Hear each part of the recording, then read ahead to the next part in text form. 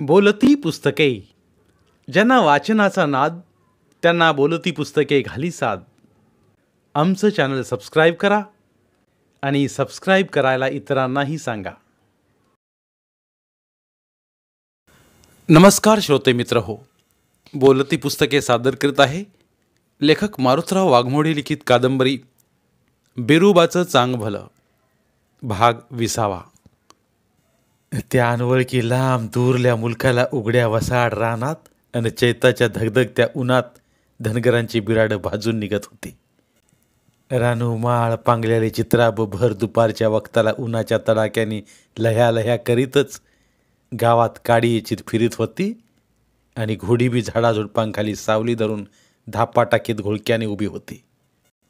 ह्या मुलकापरीस तिकडं मोगलाईत जित्राबांच्या चारा पाण्याची लई चंगळ, पण त्या खतरूड मुलकात मातल्या 2 पायांच्या लांडग्याच्या भ्यानं माणसांच्या जीवाची जणू कुत्र्यागत हाल होत होती.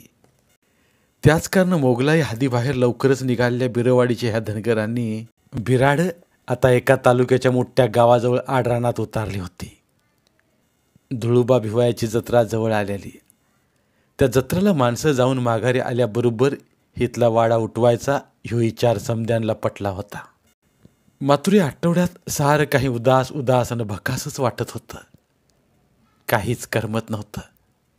समदा आसमान बी गांज गांज आणि जणू पार किरवाजून गेल्यागत दिसत होतं. बिराडांतली कोकरी, करड, कुत्र्यांची पिल्लं आणि कोंबड्या झोंबड्या जवळच्या खुरमाट झुडपाखाली घुसून लया लया करीत होत्या. तर शेंबडी पोरं आणि झिपऱ्या पोरी म्हाताऱ्या आयाबायांना बिलगून खोकत ठसकत होत्या. त्या दिवशी दुपारच्या वक्ताला ठकूबाई बिटगरीन मनातल्या मनातच झुरमुरत एका वांजुट्या आंबाड्याच्या खरपुड्या झुडपाखाली चित्तागती बसली होती. ती कवा कवा पदरानं डोळं पुशीत होती. तिचं हृदयपुरतं भरून आलं होतं आणि डोळं बी पाण्याने डबडाबलं होतं. ती आपल्या बिरवाडीच्या रोकाने पुन्हा पुन्हा बघत होती. ठकाबायाला पहाटेच्या वक्तालाच एक लई वंगाळ वक्त सपान पडलं होतं. तिचा नवरा नारबा ठकाबाईच्या सपनात येऊन तिच्या उशाला बसला होता आणि तिला त्यो हाताने हलवून जाग करीत म्हणला, "अगं ठकू, ये ठकू, उठ की. कशी काळ झोप लागली तुला एवढी? आखरीला बिराने दगा दिलाच बघ. आता आपली कवाच गाठभेट नाही व्हायची. पर धीर सोडू नगस. मागचा समदा भार आता तुझ्यावरच. विपरीतच घडलं बघ सार, पर त्याला काही इलाज नाही. दैवगती, आता आणखी आपली फिरून गाठ भेट नाही व्हायची." ठकाबाया दचकूनच जागी झाली आणि ताटकुनी हातरुणात उठून बसली आणि आपल्याला असं वाईट वक्त सपान कसं पडलं ह्याच विपरीत गोष्टीचा विचार करीत मनातल्या मनात झुरणी लागली. कोंबड्याने बांग दिला. तांबडं फुटता समद्या बिराडातली माणसं जागी झाल्यावर ठकूबाईने आपल्याला पडल्यालं सपान आधी आपल्या लेकासुनांच्या कानावर घातलं. पर समद्याने तिला धीर देऊन सपान खोटा असतं हे पटवलं. पर हे सपान तिच्या मनाला खरं असल्यागतच वाटत होतं. काहीतरी विपरीत घडल्या बिगार असं सपान कसं पडल असंच तिचं मन तिला पटवीत होतं पुन्हा पुन्हा. त्या कारण ठकूबाईचं तोंड बी काळं ठिकूर पडलं होतं आणि जणू त्या रानातल्या ढेकळ्यागत ती बी लई भकास आणि वंगाळ दिसत होती. त्यात आदल्या दिवसाच्या तांबडं फुटता ह्याच रानात एक अपशकुन घडला होता. दगडू खटक्याची बायको बिटानानी तांबडं फुटता हातरुणातून उठून परसाकडे गेली आणि माघारी येताना सरपान काटू काढायला म्हणून कस्तानात हात घातला. त्या सरसी एक खवडं इखारी किरडू तिच्या हाताला डसलं होतं. दवाखान्याचं गाव जवळ असल्या कारण तिला तडकाफडकी दवाखान्यात नेऊन दवा पाणी केलं म्हणून बरं झालं. नाहीतर दगडू खटक्या तर म्हणत होता की तिला बिरुबाचा अंगारा लावू, काय बी होत नसतंय. पर धुरपीतीने त्याला मुडीत काढलं आणि स्वतः बिटानानीला पाटकुळी घेऊन धुम्माट पळाली. अजून बिटानानी चांगली शुद्धीवर आली नव्हती. दवाखान्यातच होती. मात्र बिचारी वाचली होती. माणसांचा सारा आंधळा झाला होता. त्या कारण समद्यांच्याच मनात उदाशीचं भकास वारं भरकटत होतं. आता वाडीकडे परतीच्या वाटेवर निघावा असंच वाटत होतं. बिरवाडी बी आता लई लांब दूरल्या मुलकात राहिली होती आणि बिराडांतल्या सगळ्या धनगरांची मनं तिकडंच ओढ घेत होती. नारबाला मूठमाती देऊन सवाटल्यावर 4-5 गडी आपली बिराड हुडकायला रानं धुंडाळीत सुटलं होतं. निदान 10वा-13वा तरी बिराडांतल्या माणसाला घडून सुताक फेडता यावं आणि घडली दुर्घटना माहीत पडावं म्हणून सांगावं घेऊन अदमासानेच निघालेलं ते गडी रानवनं धुंडाळून दमून गेलं. पर एकाला बी अजून बिराडांचा मिळ लागला नव्हता. नुसतं येड्या गिरज्या गत फिरत राहायचं, खूळ लागल्या गत. कुणीकडं बी जिकडं तोंड फिरल तिकडं भरकडत जायचं आणि कुणाला बी इच्चारीत मोहरं चालत राहायचं. पाहुणं इकडं कुठं धनगरांची बिराडं दिसली का? कवा आली गेली का? एखादा माणूस सांगायचा, मागच्या आठवड्यात ह्या बाजूला गेली बघा, बरीच बिराड धनगरांची. त्याचं ऐकून तिकडे गेलं तर दुसरीच कुठली तरी बिराड दिसायची. नुसती आड रानं धुंडाळीत डोसक्यात खूळ घेऊन असंच उगावलं दिवस कुठं तरी मावळत होतं. पर तपास मात्र रातून द्या चालूच होता. एक दिन सकाळच्या पहारीच ऊन लई चटकत होतं आणि त्या कारण सावली लई ग्वाड वाटत होती. बिरा बिटगराचा मधवाल योग धर्मा त्या नवक्या गावातल्या अनवळकी वाटणी भकास नजरेने भोवताली बघत मोरच्या वडीने चालला होता. घर सोडून आज बरंच दिवस झालं होतं. कुणीतरी त्याला सांगितलं होतं ह्या बाजूला आडरानात धनगरांची बरीच बिराडं उतारलेली आहेत म्हणून. कुणी वळकी पाळकीचं नव्हतं. नौकाच मुलूक. कशाची वळख आणि पाळक आली कुणाची? बावळ्या गत नुसतं माणसांच्या तोंडाकडे बघत मोहरं चालत राहायचं. थपकत धर्मा पेटतल्या वाटेने चालला असला तरी तो धनगरच हाय हे कुणाला बी वळकू येत होतं. एवढीच त्याची खरी आणि कुणाला बी पटणारी पक्की वळख. गोरट्यालं गोल हिरमुसलं तोंड, डोसक्यात टोपडं, अंगात बिनगुड्यांचं मळकाट आंगडं, गुडघ्या पतोर धोतार, पायात जाडजूड वाहना आणि पाठीवर शालीत गुंडाळून टाकलेलं पांघरुणाचं गठ्ठुळं. अशा अवतारातला धर्मा भोवताली बघत बिचकत मोहरं चालला होता. आज बिटानानीला दवाखान्यातून डाक्टर सोडणार होता आणि त्यांनी चिठ्ठीवर लिहून दिलेल्या गोळ्या औषधं आणायला सत्तू पेटत गेला होता. त्याची वाट बघत दवाखान्याच्या चौतऱ्यावर धुरपती सकाळीचा कागद वाचित बसली होती आणि तिच्या मांडीवर आडवी मांडलेली ती बंदूक बघून वाटची माणसं मोठ्या आचरम्याने थबकत जात येत होती. पर तिचं कुणाकडे बी ध्यान नव्हतं. ती आपली सभागतीच उदासवाणी बसली होती. तरी बी धुरपतीच्या गावरान गोडव्या रूपाची मर्दानी झळक लपत नव्हती. बऱ्याच नवसा सायासाने ती आता पोटूशी होती. तिला दिस गेलं होतं. त्या कारण चंद्राला म्हणती उगवू नको आणि सुरव्याला म्हणती मावळू नको असं पुरीचं स्वरूप लई मन मोहूक दिसत होतं. धर्माची बी नजर तिकडे खेचली गेली. मांडीवरच्या बंदुकीमुळं वळख पटल्यागत झालं. पर मोहरं जाऊन विचारावं तरी कसं? ह्या विचारात चाच पडत मोहरं पडलेल्या धर्माकडं धुरपतीची बी नजर गेली. तवा तर ती पुरती गोंधळूनच गेली. धर्मा जरी असला तरी तो आपला वैरीच. पर त्यो इकडं कसा काय आला आज? या विचाराच्या तंद्रीतच धुरपती त्याच्याकडे बघित होती. धर्मा पाय काढीत तिच्या जवळ आला. त्याला बरं वाटलं. मनाला धीर आला. लांब दूरल्या मुलकात वैरी जरी भेटला तरी तो आपलाच सोबती वाटतो. तशातली गत धुरपतीला झाली. तरी बी त्याला बोलावं तरी कसं? याचं दांडगं कोडं धुरपतीच्या मनाला पडलं. पर तेवढ्यात सुतकी चेहरा करून मोहरं आलेल्या धर्मानेच विचारलं, इथं कसं काय तुम्ही? दवाखान्यात कुणाला आणलंय? बिट्टा नानीला आणलंय. पर धर्मादाजी तुम्ही कसं काय आला तू आज इकडं? आम्ही बिट्टा नानीला दवाखान्यातून बिराडावर न्यायसाठी बसलोत. ते गेल्यात मेडिकलमधली गोळ्या औषध आणायला. बिट्टा नानीला पान लागलं होतं. आज 4 दिवस झालं. 2 रोज सुधीवरच नव्हती, बिनसुध होती. आत्ता उलगाडली. बरं झालं वाचली, धर्मा म्हणला. पर तुम्ही कसं? धुरपतीने विचारलं. आम्ही तुमच्या बिराडांचा अदमास घेत घेत फिरतोय 4-5 जण. आज 6 दिवस झालं. काही तपासच लागत नव्हता. धर्माने वंगाळवस तोंड करून सांगितलं. का बरं? नुकताच गोळ्या औषधं घेऊन मोहरं येऊन उभा राहिल्या सत्तून बी धपापत्या उराने विचारलं. त्याचं काळीज हबाकलंच. आता काय सांगावं आणि कसं सांगावं. धर्मा कसं नुसतं तोंड करून गहिवरच सांगू लागला आणि सत्तूच्या गळा पडून रडता रडता बोलू लागला. नानाला कुणीतरी फाशी देऊन मारलं, लई विपरीत घडलं. ही वाईट बातमी ऐकून सत्तूच्या बी काळजाचं पाणी पाणी झालं.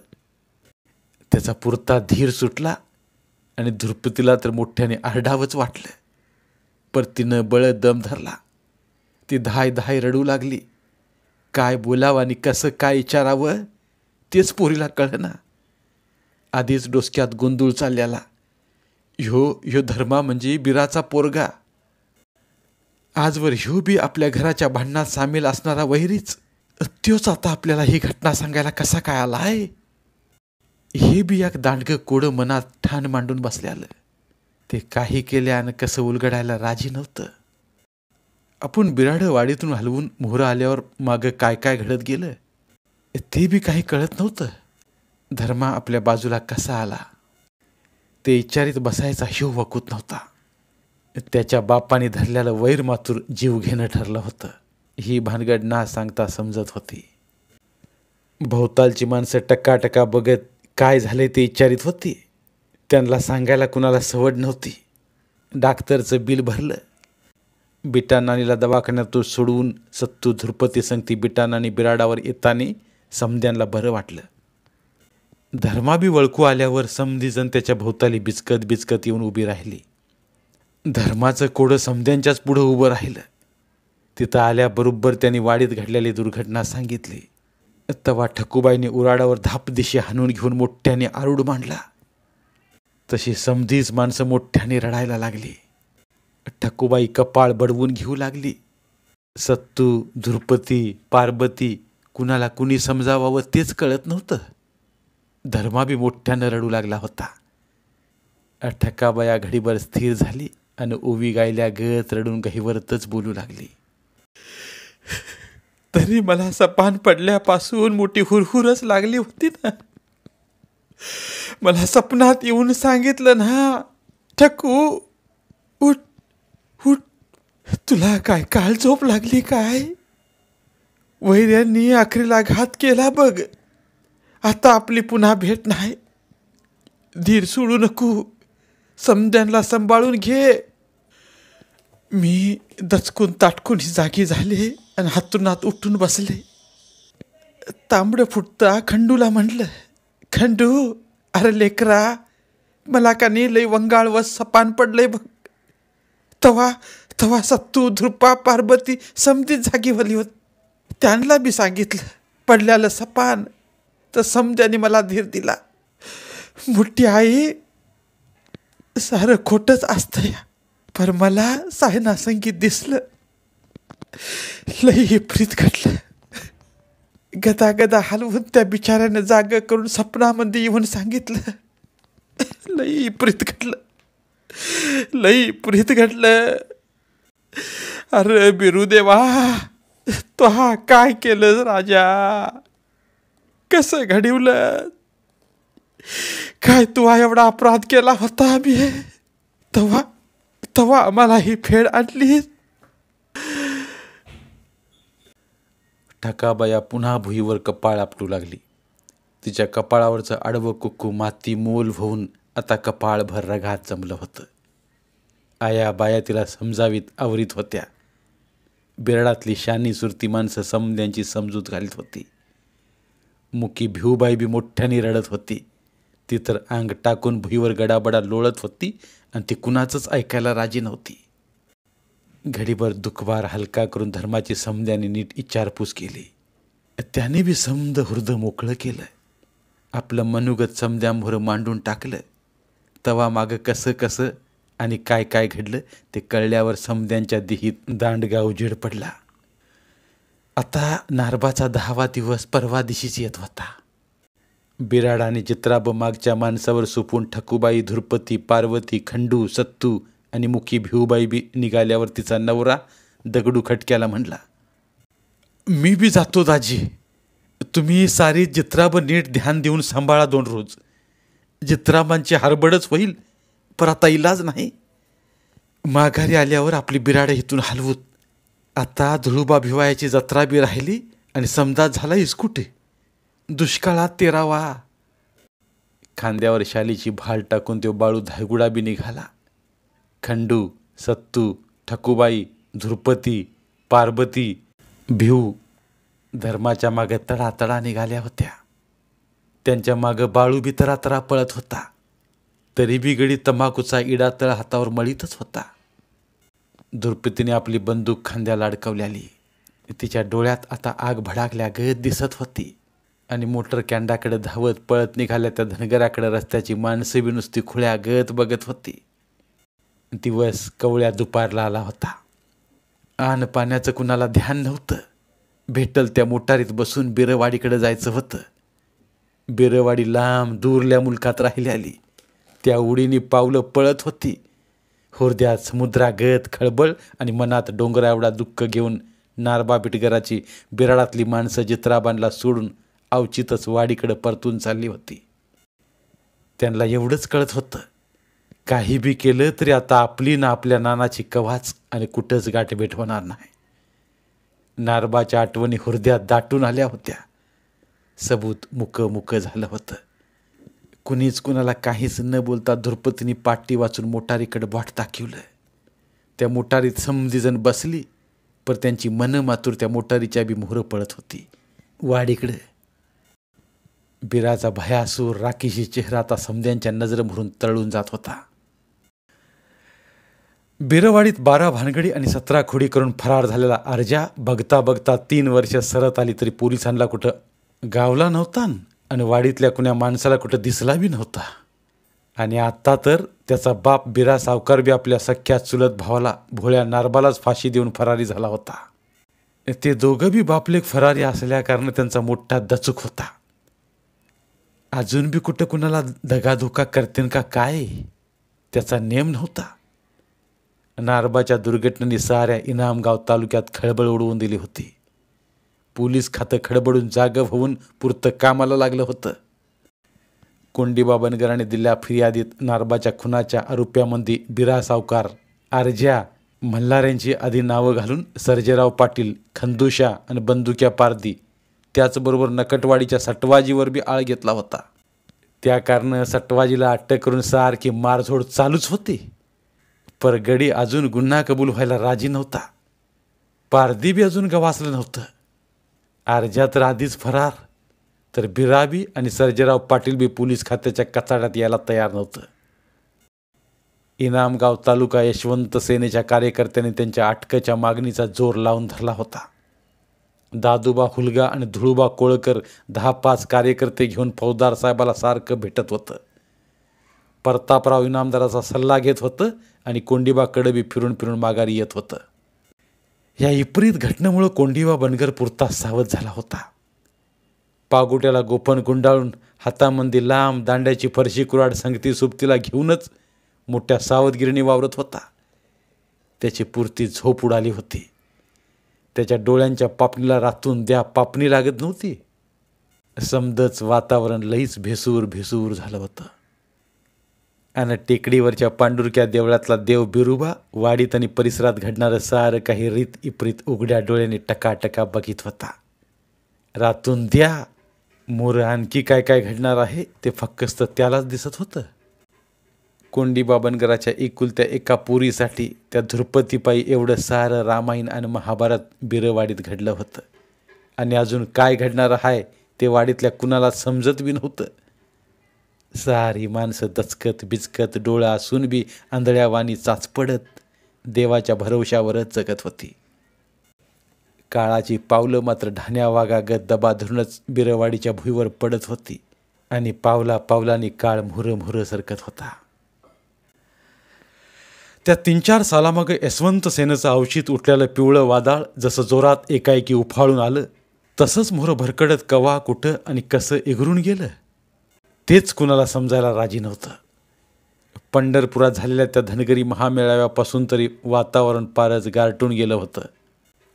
उरपाट वारं फिरून आबाळ गराजल्यागत पांढरं ध्वाट ढगाडं गराजली आणि भोळ्या भाबड्या धनगर जातीला पुरतं खुळं बनवून हाकलून दिल्यागत जातीची दैना झाली. त्या कारण धनगरांचं सारं सपान पारच इसकटून गेलं होतं आणि तवापासूनच तो तरणा बांड ढाण्या वागागत पिटून उठल्यागत मर्दगडी बापू कोकराबी कुटावची दडी मारून बसला का काय तेच कुणाला कळत नव्हतं. अरे जागा हो धनगरा आणि लाव कपाळी भंडारा अशी मोठ्याने गर्जना करून महाराष्ट्राच्या कानाकोपऱ्यातल्या भोळ्या भाबड्या धनगर जातीला कडबडून जाग करायला निघालेल्या त्या गड्याचं मोठं दांडगं कोडं आता जातीच्या पुढं उभं होतं. त्यो कुणाला कुठं भेटायला तयार नव्हता का कुठं दिसायला बी राजी नव्हता. तरी बी त्याने दिलेला समाज जागृतीचा तुझं मत्यूर काही हवत इगरायला तयार नव्हता. त्याचं ते बोल प्रत्येकाच्या हृदयात खोलवर घुमतच होतं. त्या कारण बापूसाहेब कोकऱ्याचं नाव माणसं इसरत नव्हती. धनगर जातीच्या संघटनाचा विचार जरी समद्यांना पटत असला तरी काही केल्या संघटना जुळत नव्हती. सैन्याचे त्या उधाण वाऱ्यात उमटून आल्याला धनगरांचं लई नौकं पुढारी संघटना बांधाया झटत होतं. पर बांधापायी टकुरी फोडाफोडी काही केल्या थांबायला तयार नव्हती. आणि कूट कारस्थान बी लई रंगत होती. नौकं पुढारी आणि जुनाट गावगुंडे कारभारी ही भांडणं मिटवायला लई अदबत होती. पर आपल्या जातीतल्या अडमुट्या गड्यामोहर त्यांची बी डुसकीपुरती बधीर झाली होती. ह्या उजाळ ठक पुढाऱ्यांचं पाय भुईवर ठरत नव्हतं आणि वर बी हात पुरत नव्हतं. त्या कारण लई जणांची कुपाटीवरल्या अधांतरी लोंबत्या दोडक्या भोपळ्या गत दैना झाली होती. गावगुंडीत मुरल्याला पुढारी ह्यांच्या हातात सोबतीचा हात द्यायला तयार नव्हतं, तर उलट पायात पाय घालून फुपाटात पालतं पाडायचा भुईरंगणी डाव टाकीत होतं. हे सारं डावपेचाचं कुंभाडी राजकारण आताशी या भोळ्या जातीला जराशी कळायला लागलं होतं. परतवर ह्या बंड्या दुष्काळ आणि समद्यांनाच भुईरिंगणीचा डाव टाकून असं फुपाटात पालतं घातलं होतं की समद परपंच पुरतं धुळीला मिळवून इसकटून त्यांचा पार खेळ खंडोबाच करून टाकला होता. आता प्रत्येक माणसाचं ध्यान पावसाकडेच लागलं होतं. त्या बिगार दुसरं काहीच ध्यानात येत नव्हतं. आणि अशातच नारबा बिटकराच्या फाशीच्या भानगडीने तर लई मोठी खळबळ करून टाकली होती. नारबाचा 10वा दिवस झाल्यापासून धृपतीने खांद्याला बंदूक अडकून यशवंता घोड्यावर मांड घातली होती आणि बिराच्या शोधात ती सैरावैर दौडत होती. जिथं दिसल तिथंच गोळी घालून बिराला ठार मारण्याची शपथ तिनं बिरुबाच्या देवळात जाऊन घेतली होती. ती एवढी बेभान झाली होती की आता तिला रोखायची हिंमत कुणाच्यातच उरली नव्हती. मात्र बिरा तिला कुठंच दिसायला तयार नव्हता.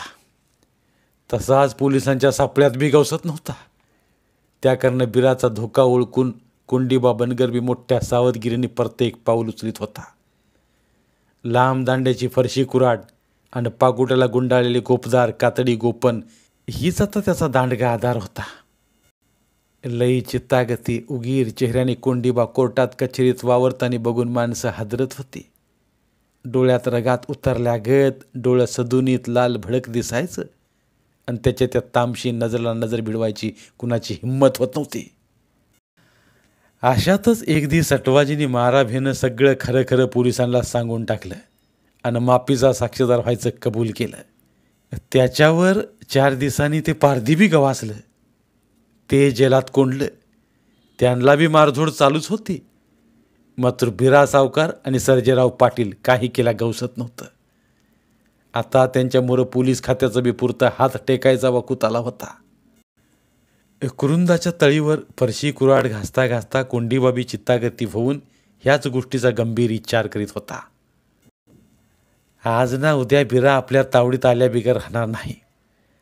आपल्या हातून आता त्याची धडगत नाही. काय होईल ते होईल. नाहीतरी आपण घार राहिलो तर जी नारबाची गत झाली तीच उद्या आपली बी होईल.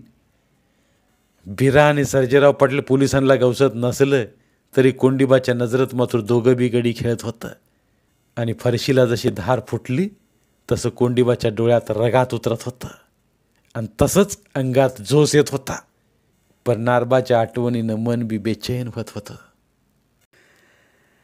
राखुंडा उफाणल्या गत भकासवानी सुटलेलं दुष्काळाचं भयासूर धुरकाट वारं अवचित पडलेल्या वळवाच्या पावसाने जराशी निवाळल्या गत होऊन मानवी मनात पडती भावना आणि नवी आशा पालवल्या गत झाली होती.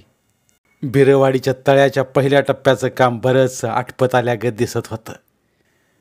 उभ्या आडव्या पसरलेल्या डोंगराच्या सोंडक्यागत भली दांडगी ताल लांब दूर हुनवी ठळक दिसत होती. 10 गावच्या माणसांच्या हजारो हातांनी राखीसाचं काम करून दाखवलं होतं आणि मोहरबी नेटानं ते काम चालूच होतं. माणसांच्या लई हारमाळी मुंगीच्या गतीने भरावावर माती टाकताना दिसत होत्या आणि भराव बी त्याच गतीने मोठा मोठा होत चालला होता. तळ्याच्या कामावर गेला धर्मा आणि त्याची बायको दोघं मिळून तिसऱ्या पहाराच्या वक्ताला घराकडे जाताना बघून त्याची आई धोंडाबाया आडवी झाली आणि डोळ्यात पाणी आणून काकुलतीला येऊन म्हणली, धर्मा, लेकरा, काय बी झालं तरी मी तुझी जलूम दिलेली आई आहे. मायाबरोबर 2 सबूत बोल तरी.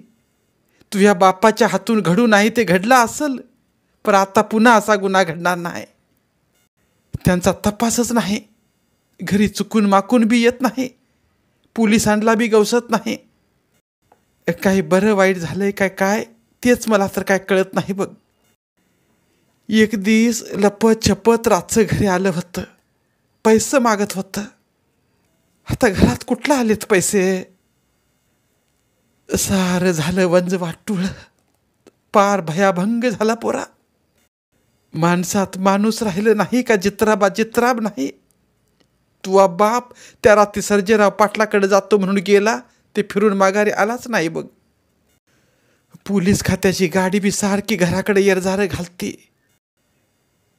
आईचं असं अवचित आडवं येऊन समद बोलणं नीट ऐकून घेतल्यावर धर्मा रागाच्या फनकाराने एका दमातच बोलून गेला, आई, तुआ मला जलूम दिला आहे खरं, पर तुझ्या पोटी मावा जलूम झाला ही गोष्टच लई विपरीत घडली.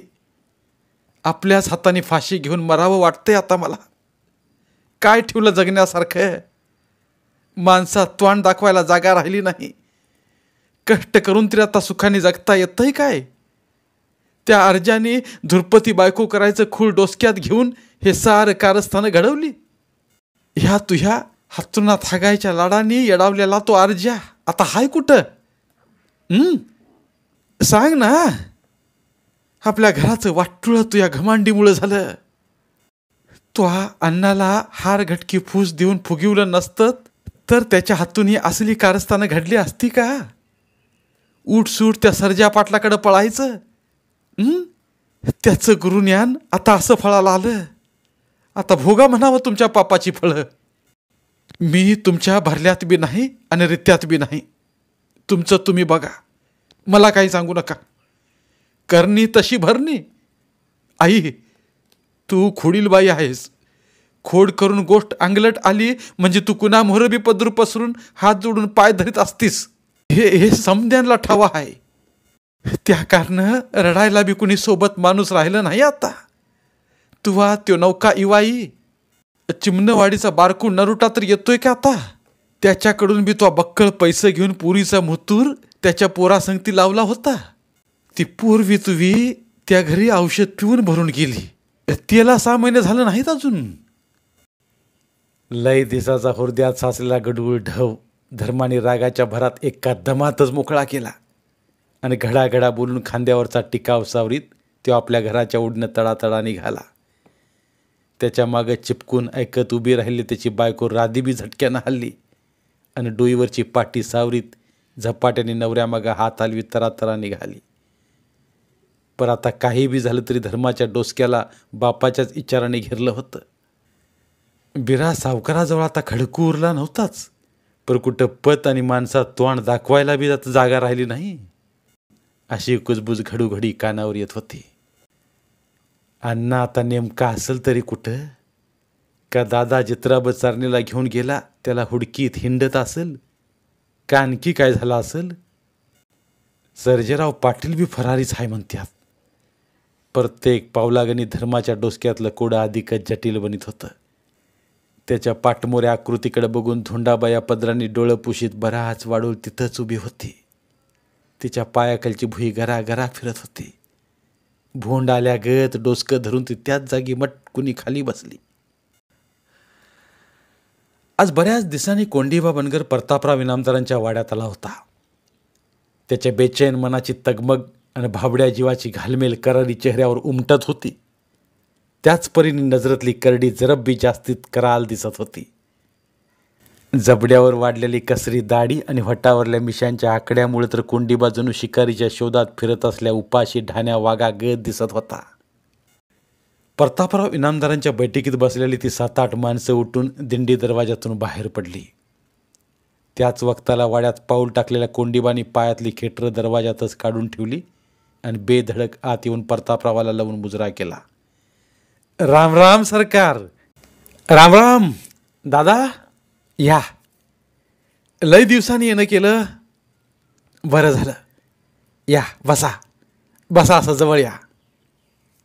प्रतापरावांनी कोंडीबाचा हसत हसत स्वागत केलं आणि हातातली लांब दांड्याची फरशी कुराड कोपऱ्यात टेकून पागुट्यावरची काताडी गोपन हाताने सावरीत कोंडीबा बैठकीवर खांद्यावरचं घुंगडं टाकून बसताना म्हणला, तुम्हाला ह्या रोजच्या पुढारपणाने काही सवड मिळत नाही, म्हणून वाटलं चला जाऊन आपण सरकारा सांगती सल्ला मसलत करावा. त्या कारणानं आलतो. बरं झालं तुम्ही आलात. त्या तळ्याच्या कामावर परवा दादा हुलगे आणि धुळबा कोळकरांची लय हाणामारी झाली दादा. असं घडायला नाही पाहिजे, पण घडलं.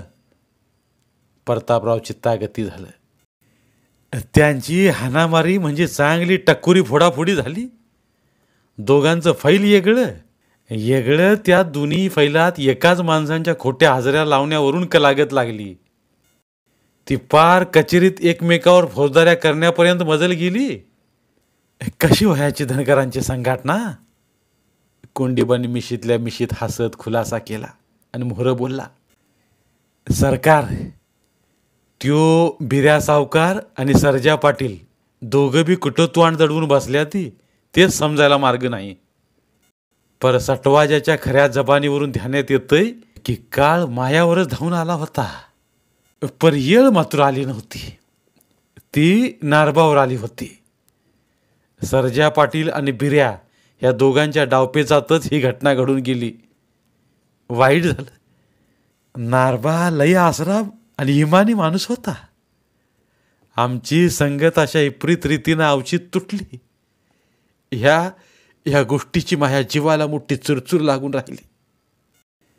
त्या घटनेपासून जीवाला चैन नाही. रात नीज लागत नाही, कान पाणी गोड लागत नाही बघा सरकार. बिऱ्या आणि सर्जा फकस्त माझ्या नजरेसमोर दिसावं तर गड्या. त्या फरशा कुराडीकडे डोळे मिचकावून बघता बघता कोंडीबा गुरकत मिशीला हात लावून बोलला आणि बराच वाढू इनामदार कोंडीबाच्या त्या आवेशाकडेच बघत राहिला. दादा, मला वाटतं बिरा फरारी झाला, तरी सर्जेराव मात्र फरारी होणार नाही. नेमकी भानगडच समजत नाही. त्यामुळं हे प्रकरण CID चौकशीसाठी जाण्याची शक्यता आहे. प्रतापरावांनी काळजीच्या सुरात सांगून टाकलं आणि कोंडीबाबी इच्चारी पडून चित्तागती झाला. त्या वक्ताला बराच उशिरा पतोर ही गुपित खलबत चाललं होतं. आभाळात काळ्या पांढऱ्या ढगाडांची जत्रा भरली होती आणि भुईवरून उधाळलेल्या गुलालाचं लोंड थेट आभाळाकडे जात होतं. ढगाड ढोल वाजून गजे खेळत होतं आणि त्यातच मधीच इजा कळवात निघत थया थया नाचत होत्या. इनामदारांच्या गडी मुरल्या त्यात सळसळत्या जुनाट पिपळाच्या झाडावर बसलेला पावशा कुहू कुहू कुहू लय गोडीसवानी शिळ घालून पाऊस येणार असल्याची खात्रीशीर खबर देत होता. आणि त्याच वक्ताला आभाळातून ओघाळलेलं टप्पूर जलमोती भुईवर टपाकता टपाकता पावसाची ती सर जोर धरून मोरागत थुई थुई नाचू लागली आणि घटकीतच थंडगार झालेल्या वल्ल्या चिंबाट मातीचा मनमोहक सुवास सगळीकडे घमघमत राहिला. वाड्यामुरं बांधलेला यशवंता घोडा तो गोडीस्वानी सुवास हुंगीत बराच वाळूळ खिक्काळत बांधल्या जागीच थया थया नाचत होता. एका दिवसाच्या लांब लांब ढांग्या टाकीत बघता बघता असं 4-5 महिने कसं निघून गेलं ते कळलंच नाही आणि ती घटना घडून आता बराच कालावधी लोटला होता. पर बिरा सावकार आणि सर्जेराव पाटील दोघं बी गडी गवसत नसल्या कारण त्या भानगडीतला घोटाळा जरा बी कमी ना होता, उलट जास्तीच गुताडा वाढत होता. चिमणवाडीच्या शिवारात आडरानातल्या एका वसाड पडक्या विहिरीत एक पोताड्याचं गटुडं हिरव्यागार पाण्यावर तरंगत असल्याची भिसूर हुल चहूकडं पसरत गेली. सगळीकडं बोभाटा झाला. पोलीस खात्यात बी खबर गेली. पोलीस खात्याची गाडी आल्यावर इहीर मालक बारकुबा नरुट्याचं जाब जबाब घेऊन त्या गटुड्याचा पंचनामा केला तर त्यात निघालं माणसाच्या हाडकांचं भिंडूळ. आता ते भिंडूळ नेमकं कुणाचं, ह्याचं जटिल कोडं काही केल्या कुणालाच उलगडायला राजी नव्हतं. त्या कारणानं सारीच माणसं चित्तागती झाली होती. रोहिण्या सरून मिरू लागताच एक मोठा पाऊस झाला होता. त्याच्यावर पुन्हा लागोपाठ 4-5 पाऊस मोठ्ठानलंच झालं. त्या कारणानं सालभराचा महादुष्काळ सरून नवी आमदनी सुरू झाली होती. वातावरणात नवी चेतना आणि नवा जोश आला होता. नव्या दमाने सजून धजून येत असलेल्या नव्या सुगीची चाहूल लागल्या गत झालं होतं. हिरवगार अंकुर धरून हिरवाळलेल्या रानातली गवतं आणि धानं वाऱ्याबरोबर सळसळू लागली आणि दुष्काळात जित्रामांच्या चारणीसाठी देसू धडी गेलेली बिरवाडीच्या धनगरांची बिराडबी पुन्हा परतून आपल्या वाडीकडे येऊ लागली. सांज सकाळ जित्रावांच्या माणसांच्या गलबल्याने, घोड्यांच्या खिक्काळ्याने आणि कुत्र्यांच्या भुकण्याने वाडी पुन्हा जिती जागती झाल्यागत वाटू लागली. दिस बदललं तसं वाडीचं रंगरूप बी बदलल्यागत झालं. भोवतालच्या डोंगरी माळाच्या खोरवाडा वगळाटातून झिरापल्याला निवाळ चक्क पाणी वड्याला येऊन गाणं गात झुळझुळू आणि वाहू लागलं आणि ऐन वक्तावर पिरून निघालेलं शिवार बघता बघता उभ्या पिकांनी सजत गेलं. त्याच परीने बिरा सावकाराच्या कुणबिकीत उगावलेला काँग्रेस बी जोर धरून माजू लागला होता. सावकाराचा थोरला लोक मल्हारी आपली जित्राब आणि बिराड घेऊन वाडीत आल्याबरोबर त्याला पोलिसांनी गाडीत घालून जेलात नेलं. तेव्हा त्याला समजलं आपण बिराड घेऊन गेल्यावर मागं काय घडलं. त्या कारणानं भांडकुदळा मल्हारा बी आता जेलात अडकून पडला होता. एक दिवस तरवाडाच्या सरपानाला घुबडखोरीकडे गेलेल्या झिंगाबयाला माघारी येताना अलीकडच्या खोरवाडातच गाठून धोंडाबाया बिटगरीन धाय मोकलून लई रडली आणि आपल्या भावाला कोंडीबा बनगरला इंती करायची सांगून मल्हाराला सोडवायची गळ घातली. त्याच दिवशी सांच्यापरी झिंगाबायाने कोंडीबाच्या कानावर ही गोष्ट घातली. पर ती ऐकून कोंडीबा काहीच बोलला नाही. कपाळाला अट्या घालून तो जास्ती चित्तागती झाला आणि कोड्यात पडला. नारबाच्या फाशीत मल्हाऱ्याचा काही संबंध नाही ही बात कोंडीबाच्या आत्म्याला ठाव होती. पर त्याच्यावर तो काहीच बोलत नव्हता. मात्र मनातल्या मनात झुरणाऱ्या त्याच्या पाठच्या भावाकडे धर्माकडे बघून कोंडीबाचं बी हृदय लई पाजरत होतं आणि तो विचारी पडला होता. घमांडीखोर बिरा सावकाराच्या घराला आता काही रयाच राहिली नव्हती. त्या फुगीर धुंडीबायाची हाल तर आता बांड कुत्र बी खाईना अशातली गत झाली होती. तिच्या जगण्याला माणसाची कळाच राहिली नव्हती. सारी सारी रुजबाच गेली होती. आपला भाऊ आता आपल्याला तुपल्या दारात बी उभा करायचा नाही ही तिला उमजत होतं. तरी बी धोंडाबाया एक दिवस कोंडीबा मोहर पदूर पसरायला गेलीच. त्याच्या बिगर आता तिला दुसरा मार्गच दिसत नव्हता. आपल्या एकुलत्या एक पाठच्या बहिणीची तसली इद्रूप दुर्दशाने तिचा तो अवतार बघून कोंडीबाचं हृदय तळापासून ढवाळ्यागत झालं होतं. जणू गोष्टी रूपातल्या धड्यागत धोंडाबाईचं गर्व हरण झालं होतं. अंगावर सदुनीत दागदागिनं घेऊन तोऱ्यात मिरवणारी बाई, एके दुसऱ्या माणसाला सारखं हीन दिन समजून सदुनीत कचऱ्यात लोटणारी धोंडाबाया बिटगरीन हीच का ती असं वाटे. एखाद्या वैदिनी भिकारनी गत कोंडीबाच्या दारात आता ती आली होती. तिला बघून कोंडीबाचं काळीच कळवाळलं. त्याच्यातला माणूस जागा होऊन मागच्या काळाकडे डोकावत राहिला. खरं बघितलं तर बिरानारा आणि ह्या डोंगरातल्या लहानुशा बिरावाडीतली सारीच लहान थवार भलीबुरी माणसं आणि मुख्या जित्राबांना संगती सोबतीला घेऊन ह्या बिरुदेवाच्या किरपणीच आपल्याला लाभलेली ही 4 दिवसाची आरुक्षी सुखा समाधानाने जगण्याचं सपान बघता बघता कळत नकळत घडून गेलेल्या बऱ्याच काही विपरीत घटना बघत जगण्याची वाईट येळ आपल्यावर आली. एखाद्या दुसऱ्या अडमुट्या माणसाच्या अडमुटापणामुळंच समध्याच माणसांच्या जगण्याचं कसं मात्र होऊन गेलं. कोंडीबाच्या नजरे म्हणून घटकीतच काही घटनांचा एक पटच सरकून गेला. आडमुट्या घमांडखोर बिऱ्याच्या मनात पेटलेल्या सुडाच्या भडक्याने घेतलेला गरीब बिचाऱ्या नारबाचा बळी ही घटनाच मुळी कोंडीबाच्या मनाला लई छळीत होती. धोंडाबायाने आल्याबरोबर कोंडीबाचं खेटरासकट पाय धरलं होतं. पर तिला काहीच ना बोलता तो मागे सरकला होता आणि त्याने आपल्या घरात जाऊन बायकोला सांगितलं, धोंडाबाई आली बघ, तिला काही भांडू नकोस, पहिलं जेवू घाल तिला. इतक्यात झिंगाबाई बी तुपल्या घरून आलीच होती. मेंढवाड्याच्या पलीकडे एड्या बाबळीच्या झुडपाखाली तर तिचं घर. गडग्यावरून उडी मारून ती आली आणि धोंडाबाईला कोंडीबाच्या घरात घेऊन गेली. सुंदराबाईने काहीच न बोलता धोंडाबाईला हात धुवायला पाण्याचा तांब्या भरून दिला आणि जेवायला ताटात वाढलं. पर ताटावर बसल्या बसल्या ती पदराने डोळं पुसून धाय धाय रडायला लागली. तिची समजूत घालताना कोंडीबा म्हणला, धोंडाबाई, खरं तर तुमच्या दोन्ही घरांची भांडणंच आम्हाला नको होती, म्हणून मी मिटवायचा विचार पुन्हा पुन्हा मांडित होतो. पर तुम्हाला लई चेवाल्यागत झालं होतं. तू जरी पाठची बहीण असलीस आणि तुला जरी राग आला तरी चालन, पण मला खोटं खपत नाही. म्हणून खऱ्याचीच बाजू मी धरीत असतो. त्या कारण मावं तुम्हाला पटत नसलं तरी त्याला इलाज नाही. वय, तू जेवत्या पाटावर रडू नकोस बाई. तू जेव आधी मग बघू. धोंडाबाई मुक्याने खाली बघून ताटातलं घास गिळीत राहिली. झिंगाबाया तिच्याकडे बारीक ध्यान देऊन बघत होती. बघता बघता तिने कमरेच्या पिशवीतली तपकिरीची डबी काढून दोन्ही नाकपुड्यात कोंबली. त्या सरशी तिला जोरात शिक्का आल्या. तपकिरीचा वास पसरत गेला. धोंडाबाईने ताटात हात धुतला आणि हळूच बोलली, भाऊ, चुकलं आमचं. गुन्हा पदरात घाला आणि माया मल्हार आला तेवढं सोडवून आणा कसं तरी. कोंडीबाने ऐकून घेतलं आणि म्हणला, धोंडाबाई, ह्यातल्या साऱ्या घटना कशामुळं आणि कुणी कशा घडवल्या हे मला जसं माहीत आहे तसं तुला बी माहीत आहे. जेवढं काय घडलं त्याला तू बी तितकीच जबाबदार आहेस. खरं तर बिरा पोलिसांना गवसत नाही म्हणून तुला बी जेलात नेऊन पोलीस खात्याने कोंडून टाकलं असतं.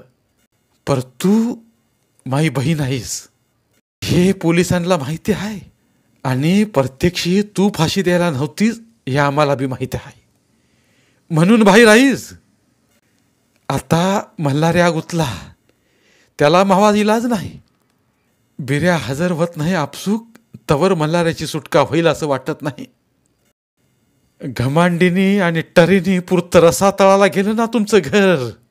ह्या गोष्टीचं आम्हाला लई सुख समाधान वाटत असेल असं वाटतंय काय बाई तुला?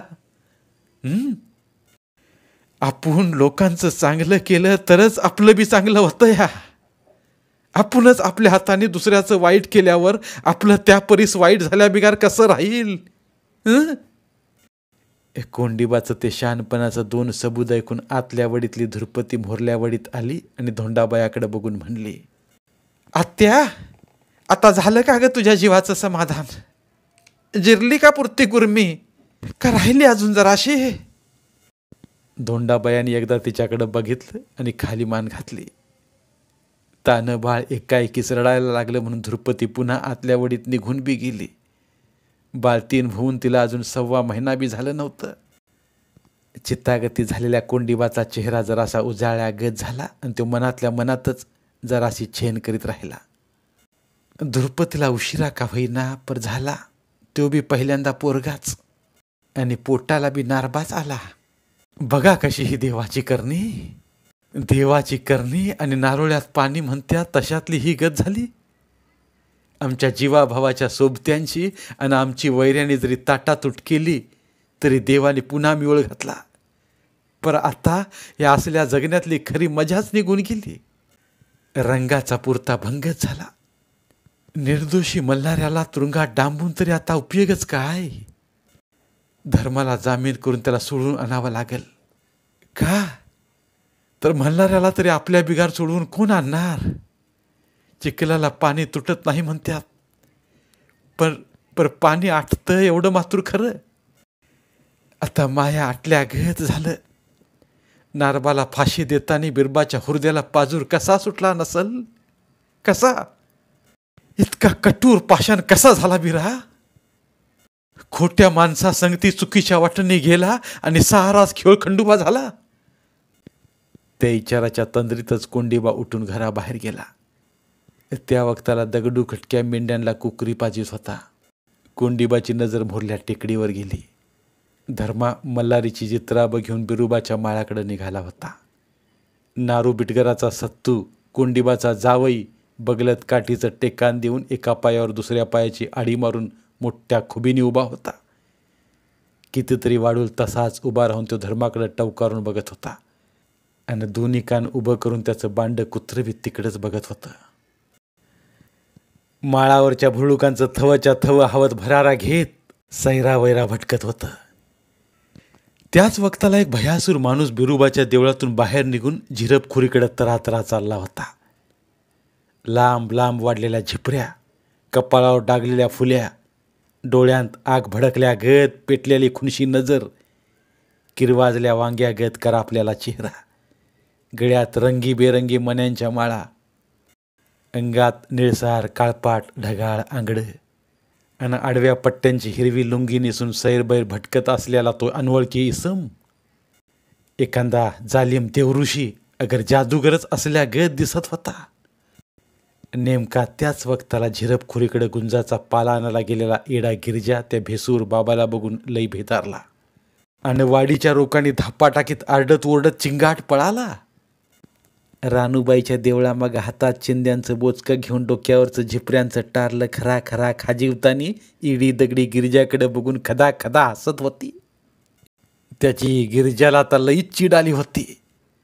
ह्या बिरवाडीत कोण आलं, कोण गेलं, कोण मेलं आणि कोण जगलं ह्या गोष्टीचं त्या ईडीला काहीच गमान नव्हतं. देवाघरचं मरण येत नाही आणि दुसरं बी कुणीच मारीत नाही म्हणून ती जगली होती. पर आता ह्या घडीला ती आपल्याला का हसलीच का दगडी म्हणून गिरिजाने तिच्यावर डोक धरला होता. मातूर झिरपखोरीकडे भूतागत दिसलेल्या त्या बाबाचं त्याने लई भ्या पण घेतलं होतं. त्याच्या नजरे मोहरून तो हलायलाच राजी नव्हता. त्यो बाबा आला आला म्हणीत गिरिजा रातून द्या किरकास आरडत सैर बाहेर पडत होता आणि त्या बाबानीच आता त्याला पुरतं पछाडलं होतं. अलीकडे तो बाबा अधूनमधून असाच अवचित कुठंतरी कुणाबुनाला दिसत होता. तो कुठून आला, कुठं जातो, कुठं राहतो आणि काय खातो हे कुणाला सांगता येत नव्हतं. कवा कवा तर तो खुळ्यागत मसनवट्यात बी बसलेला दिसायचा. एक दिवस कोंडिबाला बिरुबाच्या देवळाकडे पाया पडाय जाताना दिसला. तेव्हा कोंडिबाने त्या बाबाला विचारलं, बाबा तू नेमका आहेस तरी कोण आणि कुठून आलास? जादूगार हूं मैं, बंगाल से आया, एक मुठ मारूंगा तो सब खत्म कर दूंगा, समझा? असं सांगून तो तरातराच निघून मोरल्या वाडीने गेला. पर कोंडिबा मात्र चित्तागतीहून इचारी पडला होता. ह्यो जादूगार देवऋषी नेमका हितच कसा आला असं न? आवस पुनवला ह्यो मसनवट्या भोवती दिस. हळूहळू तो बंगाली बाबा वाडीत बी दिसू लागला. चेटूक, भानामती, लिंब, नारळ, काळी चिरगुट, उरपाट कोंबड असलं सामान गोळा करायचं कुणाकुणाला सांगायचा. त्यांनी बिरवाडी आता पुरती खुळीच करून टाकली होती. गुपित धन काढून देतो असं बी तो हळूच सांगत होता. कोंडिबाच्या मनात त्याच्याबद्दल वेगळाच संशय होता. पर त्यो कुणाला बोलून दाखवित नव्हता. मातूर त्या बाबावर तो बारीक ध्यान देत होता. धन्यवाद. उर्वरित कादंबरी पुढील भागात. मराठीतील प्रतिभावंत लेखकांचं साहित्य, कथा, कादंबऱ्या ऐकण्यासाठी आमचं बोलती पुस्तके हे चॅनल सबस्क्राईब करा आणि मराठी साहित्याचा प्रसार करण्यासाठी प्रत्येक मराठी माणसाला सबस्क्राईब करण्यासाठी आवाहन करा आणि बोलती पुस्तके या साहित्य चळवळीत सहभागी व्हा. आपले पुन्हा एकदा धन्यवाद.